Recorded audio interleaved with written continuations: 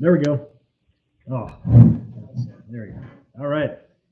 Get myself in the center here. Okay, cool. How's everybody doing today?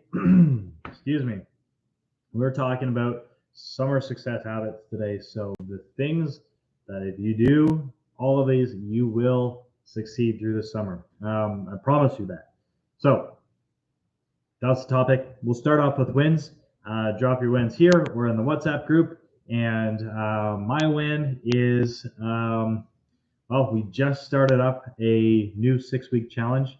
I'm taking part in it again because I'm still going through my cut. So, and this is going to be the last 6 weeks that I'm cutting. So, my win is that going into this next 6-week challenge with a whole new group of ladies. Really excited to see what they can do the next 6 weeks to bring us into September, and to see how far I can go with my cut as well with them. All right. So, summer success habits. The reason why I wanted to talk about this, or Case and I wanted to talk about this, is because summer, our schedules and our routines all get jumbled up during the summer. There's all kinds of last minute activities and family vacations and barbecues and weekend stuff and whatever. It's a really fun but a busy time of year, and it's a year that, or a period of the year that looks different usually than the rest of our, September through to the end of June. Um, we're less scheduled, less routine. And it can make it easy to slip up on certain things. And this is where people historically have always had a harder time is through the summer because, like that, like I said, something last minute comes up, and then all of a sudden, the day that you normally do your meal planning and prepping, you're out having fun, and then you come home and you're like, oh shoot, like I go back to work tomorrow, but I've got nothing ready to go. So this is what we're going to do to kind of get away from all that and make some. We're going to create some different habits through the summer that are going to lead to your success. Making sure that you can maintain that spontaneity through the summer and still have those fun last minute activities, or even if they're planned but you don't really know how to manage it, like how to manage those things. So we're going to go through a number of different things. And the first one right off the bat is planning. Planning is key to success. So take a day each week, a day that is a stable day. So maybe it's a Monday, and plan out what your entire week is going to look like. So plan out your meals, plan out when you're going to do your workouts. Try and get them in before the weekend, especially if you know that weekends things tend to come up. Try to make sure that you can create the weekend to be a free space. So get everything done Monday to Friday, if that's what is going to make it more foolproof for you, right? If normally you do, like Casey and I we train 4 days a week, and 2 of those days are Saturday, Sunday. For us, our routine doesn't really change much in summer, so it's quite easy for us to maintain it. But if we were going to be out adventuring on weekends and stuff, what I would do is I would shift our schedule to train Monday, Tuesday, Thursday, Friday, and that way I could get it done before the weekend, not running into any issues of oh, I got to do my workout, crap, or I got these conflicting uh, plans now. Um, the other thing is to shift your workouts into mornings. If you're an afternoon gym person, this summertime, I highly recommend you start going in the morning. And there's going to be a couple reasons for that. One is things come up in the afternoon. I mean, well, not nobody, but oftentimes when fun things come up, somebody wants to go hang out on a patio or go to the beach. It's usually an afternoon activity. The other reason is it's hot. It's hot now, and we get tired with the heat.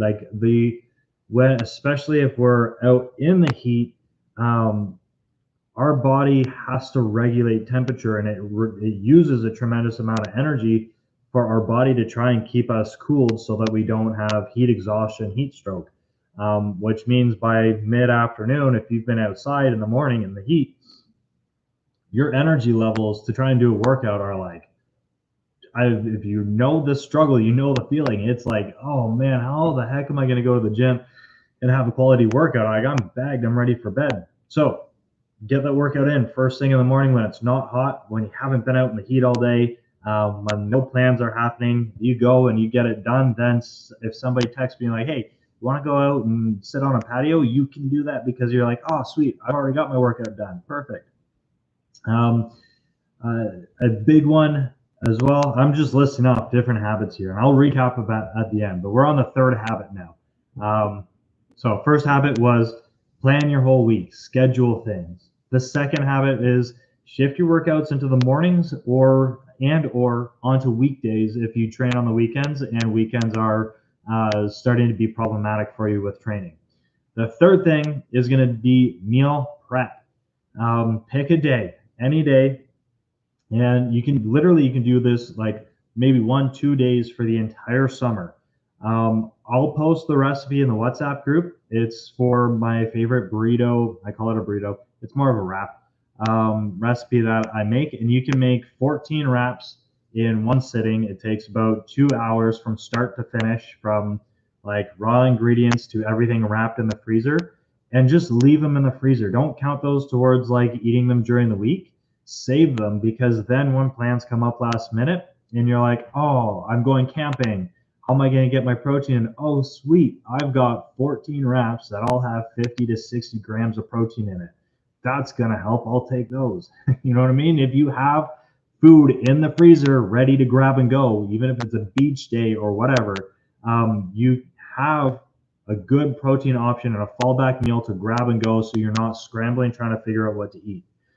It still might not be perfect, but that's okay, because that's what we're promoting to you guys, is to have flexibility in the summer. So if you're following carbs, fats, and proteins, and something last minute comes up, like, go do that thing, go have fun, and just hit your protein and calories. If you can't hit your protein and calories, get as close to your protein as you can and hit your calories. Having these meals pre-prepared and ready to go in the freezer, grab and go style, makes it that much easier to hit at least your protein and your calories, especially considering most of you are on somewhere around like 120 to 150 grams of protein. If you have wraps that have like 50 grams of protein in it, that's like a third of your day or more. So a really, really good tool to have, something to, I honestly do it all year round. We haven't done our wraps in about a week and a half, but I'm planning. I have them actually. I should say I haven't fully done them. I have the sauce all made up. I've got the chicken all cooked up, and then I'm just individually portioning it out. It's not as good because it's not grab and go, but there's multiple different ways to do that. So I'll post that recipe in the WhatsApp groups, because it's super, super simple and low fat, moderate carb, high protein. The other thing that, or the fourth habit that I want to bring up, is meal timing and scheduling. Another issue that comes up quite often is with the heat, it can kill our appetite, right? If you've been outside in a hot day, it's kind of like you just don't really feel like eating a whole lot. So that a big part of that comes down to your hydration, making sure that you stay hydrated, and well hydrated makes it easier to maintain your appetite. One of the reasons your appetite drops with the heat is if you're starting to lose hydration, it slows your digestive process down. It makes you just not feel as good. And so then you have this like feeling of like, I don't really want to eat, but part of that's coming because your GI system is moving slowly. So Case, can you pass me your water bottle, please? This was like the find of a lifetime. I'm still blown away that Casey found this. This is a stainless steel water mug that she found at the dollar store for $4. It's like really good. But I would recommend getting, for the summer, grabbing a stainless steel water bottle to keep your water cooled, because drinking warm water is the worst, especially when you're really hot. It's just kind of gross. So get yourself a nice stainless steel water bottle, and you can get them on Amazon for like $20. You can get them on, well, unfortunately on Temu they're like $20 as well, but you get a nice stainless steel water mug. You can keep your water nice and cool, and that way it makes it a lot easier to stay hydrated through the summer. The other thing that you can do is drink sugar-free Gatorades or sugar-free Powerades. Nothing is like as tasty as having an electrolyte drink. And I will say Gatorade, for if you're looking for like an actual electrolyte replacement, Gatorade kind of sucks. The electrolytes that they have in it are so minimal, they don't really do that much for you. But Powerade is really good. Powerade is actually full of electrolytes, so lots in there. Use that. Go grab. You can get like the big 1.5 liter ones, and take that with you on a hot day because it's so much easier, and it's just kind of like a nice treat to have through the day. You can freeze them. This is something I've done in the past too. I've taken them and I've put a bunch in the freezer and I freeze it, and then if I'm going out on a hot day, I take it with me frozen. Through the day, it starts to melt, turns into like a slushy, and it's just awesome to drink. So that's going to help with digestion. The kind of add-on tip that I have to go with that is schedule your meals. So plug it in your phone and set reminders for yourself. And if you're not feeling like eating, just have little bits, like munch on some veggies or something. It can get the digestive process going, and it can re-stimulate your hunger again. Yeah, those are the 5 main tips. So to recap them, plan. Like, extra important through the summer to schedule everything. Look at your calendar, look at like a week in advance, at least, probably 2 or 3. Because if you have plans coming up, then you can plan ahead for those. So use your calendar, put things in your calendars, plan it, add contingency days for your workouts. Don't plan 4 slots and 4 slots only for 4 workouts, because if you don't get one in, then you're left, well, what the saying is, up shit creek without a paddle. So plan yourself a contingency day. What was number 2? Workout first thing in the morning, beat the heat. Go get your workout in while your energy is high, while you feel good, while your hydration is up, and before everything else gets going. Yes, you might have to get up at 5 o'clock and go before work, and it sounds like the worst thing ever, but I do it, and Casey does it, and I am not a morning person. You can ask Casey. I told her there was no way in hell I was going to work out anytime before 10 a.m. Ever. And now I'm like a diehard 5 a.m. workout guy. It's hard at first, but it's just such an awesome way to start the day. You get something done before the rest of the world wakes up. Your workouts are off your back, and you can enjoy the rest of the day. You have great energy going into work or going to whatever you're doing. So beat the heat, get your workouts in early.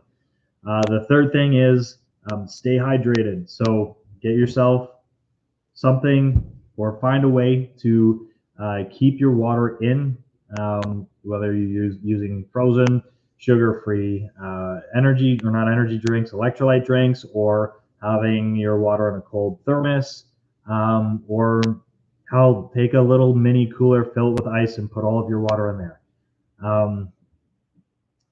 Hydration backs onto schedule your meals. It's going to help maintain your appetite to stay hydrated. So do that, and then schedule your meals and keep some easy things to snack on. Keep some watermelon and some nectarines, some like nice, good, juicy, refreshing fruits so when you're not really feeling hungry, you can eat those. They're relatively lower calorie, but they're going to get the digestive process started, and it's going to make you it's going to re-stimulate your hunger so you can get those meals in. Oh, and I skipped one. The 5th one, which is somewhere between 1, 2, and 3, was meal prep. Prep a bunch of meals, put them in the freezer, and have them ready to go as grab-and-go items. All right, those are the 5 success habits that are going to make your summer go really smooth, and you're going to be able to get through everything feeling really good about where you're at. And then just, I know I said this already. I'm going to repeat myself again, just in case you missed it the first time. But summer is the time where we practice more flexibility. So 80-20 method, that is our baseline, right? We want to eat 80-20 as our daily normal. on the, like in the summer when there's special occasions, it's okay to eat 60-40. You don't have to be 80-20 isn't a hard, rigid rule that you have to abide by 365 days of the year. Use that as your daily baseline. And then when you have beach days or camping weekends or whatever, have some s'mores, have a cocktail, enjoy some hamburgers and hot dogs, and eat 60-40 for the weekend, but stay within your protein and your calories, and you're still going to come out with progress. And then the other part of the flexibility is like at a bare minimum, hit your calories. If you can hit your protein and calories, hit your protein and calories. If you can hit your full macros, do that. Whatever you're already focused on, like those are the structures and the tiers of our like our no diet method of how to move up and down within flexibility to still see amazing results.